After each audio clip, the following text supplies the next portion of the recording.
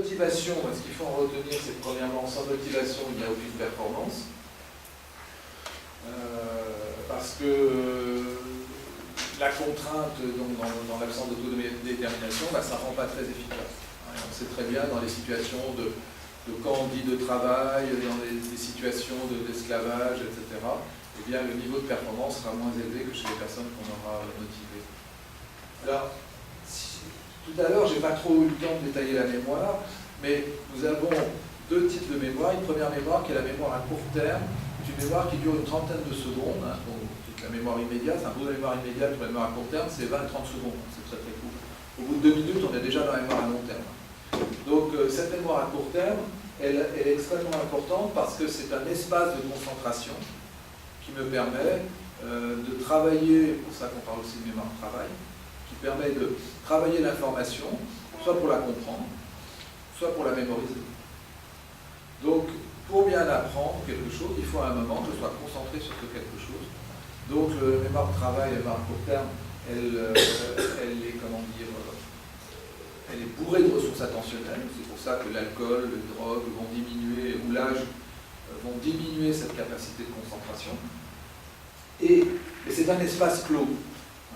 Ce qui veut dire que la motivation ne va pas augmenter la capacité de concentration. Elle va répartir l'objet sur lequel vous vous focalisez. C'est-à-dire que si on considère que la mémoire à court terme, c'est ce rectangle, eh bien, si vous êtes, et que vous pouvez mettre un certain nombre d'informations, on considère ce autour de 7 plus ou moins 2, eh bien, vous allez, si vous mettez 7 informations, et que sur ces 7 informations, il y en a certaines pour lesquelles il y a de la motivation et de l'intérêt. Donc, comme l'a dit Jean-Philippe, j'aime bien l'opéra. Donc, si on met foot, basket, Verdi, Puccini, Wagner, etc., et qu'on me demande de retenir 7 mots dont la moitié sont des mots qui concernent le sport et la moitié qui vont concerner l'opéra, comme je suis motivé, je vais répartir, je vais focaliser ma concentration sur les éléments qui sont intéressants pour moi.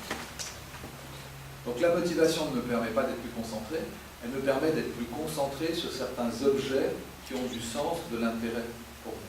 Vous voyez bien la différence. Ensuite, en revanche, donc au-delà de la mémoire à court terme, nous avons des stocks de mémoire à long terme. Donc il y a la mémoire procédurale, donc cette fameuse mémoire qu'on va appeler la mémoire du corps, qui me permet d'apprendre à faire un nœud de cravate, à jouer au tennis, au golf, etc. Mais il y a aussi la mémoire épisodique, c'est la mémoire qui me permet de retenir les épisodes de ma vie, de savoir que hier j'étais à tel endroit, que j'ai fait telle chose, etc., etc. Et il y a un troisième stock, c'est la mémoire sémantique, c'est la mémoire des savoirs. Je sais que Victor Hugo était un écrivain français, qu'il est né en 1802 dans Besançon, vieille ville espagnole, que sa fille s'est noyée, qu'il a écrit La légende des siècles, 93, Notre-Dame, etc. Donc c'est des savoirs, je sais. Donc on appelle ça la mémoire sémantique.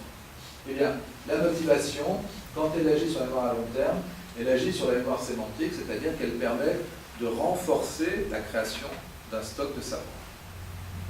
Donc la motivation ne me rend pas plus concentré, mais elle me permet de mieux renforcer ma capacité à créer des stocks de savoir.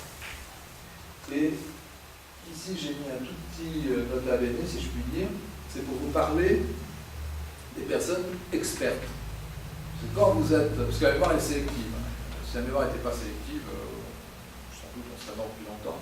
Donc par définition la mémoire est sélective, déjà il y a une différence entre les hommes et les femmes.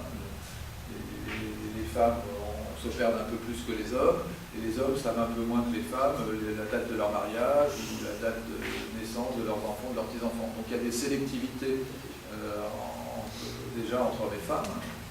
C'est des tendances, vous trouvez toujours une femme qui ne s'est jamais perdue et un homme qui sait par cœur la date de naissance de ses 28 petits-enfants. Mais globalement, il y a des tendances. Et puis, cette sélectivité, on la voit partout. Donc, dans un métier ou dans un loisir, on va développer un niveau d'expertise. Parce que vous êtes motivé pour apprendre des informations, parce que vous êtes motivé pour les utiliser, donc vous devenez expert. Et le point intéressant, c'est que votre niveau d'expertise, donc on va dire professionnel, n'est pas lié au QI. Si on considère que le QI est un moyen fiable de déterminer ce qu'on va appeler votre intelligence. Alors là, déjà, il faudrait définir l'intelligence, il faudrait définir plein de choses. On n'a pas le temps de travailler là-dessus. Mais en gros, il n'y a pas de lien de corrélation entre votre niveau d'expertise et votre intelligence. C'est-à-dire qu'en fait, on peut avoir un QI faible et un très haut niveau d'expertise et d'intelligence. Mais comme je vous dis, tout dépend de la définition de l'intelligence, et là, on ne va pas rentrer dans ça. Ensuite, ce que l'on a remarqué, c'est que la mémoire de ces personnes expertes, qui sont des personnes dont on va dire elles ont une bonne mémoire puisqu'elles savent des quantités de choses, eh bien, en fait, leur mémoire, enfin, leur capacité de mémorisation est spécifique à leur domaine. Je vais vous donner un exemple. Un acteur va développer inévitablement des procédures d'apprentissage qui lui permettent de mémoriser plus vite que d'autres des textes et de s'en souvenir et de les réapprendre. Donc il y a une expertise qui est bien connue, qui a été analysée chez les acteurs.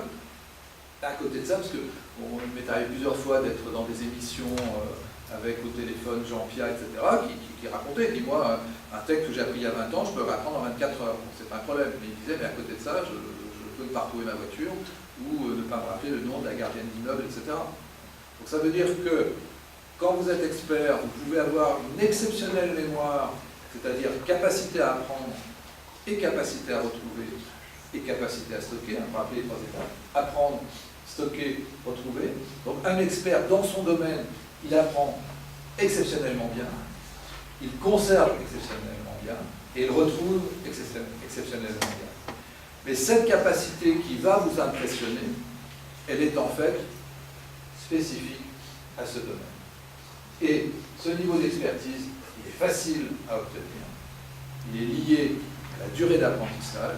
Il suffit d'apprendre ou d'utiliser, parce que n'oubliez pas que ce n'est pas seulement apprendre par cœur, l'utilisation est un moyen d'apprendre. Eh bien, cette efficacité, elle est liée à la durée de l'apprentissage, c'est-à-dire que c'est apprendre en gros pendant 5 à 10 heures, ou utiliser pendant 5 à 10 heures par jour pendant 10 ans. C'est pas compliqué. Au bout de 10 ans, et avec une pratique extrêmement répétée, vous êtes expert dans votre domaine, que vous soyez un biologiste, que vous soyez un acteur, que vous soyez un médecin, que vous soyez un ouvrier en métallurgie.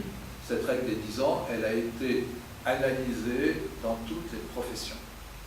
Je ne parle pas du génie, je parle du talent. Vous êtes talentueux après 10 ans de travail. Et même Picasso, qui lui était plus que talentueux, qui était génial, Picasso disait, la peinture, c'est comme le chinois, ça s'apprend. Et vous n'avez aucune personne talentueuse qui n'ait pas à un moment travaillé. Et vous n'avez aucun génie qui, à la base, n'ait pas été talentueux, qui n'ait pas appris. C'est pas parce que les pommes tombent des arbres que le génie tombe du ciel. C'est ce que je mettais dans mon livre sur la mémoire. Je vais terminer mon chapitre, j'étais très fier de cette phrase. Newton, des millions de pommes étaient tombées par terre devant des millions de personnes. Ça a été un déclencheur chez Newton, parce que depuis 20 ans, je crois, Newton cherchait la solution à un problème, et la pomme a été le déclencheur, mais parce qu'il y avait une idée, un savoir chez Newton à la base.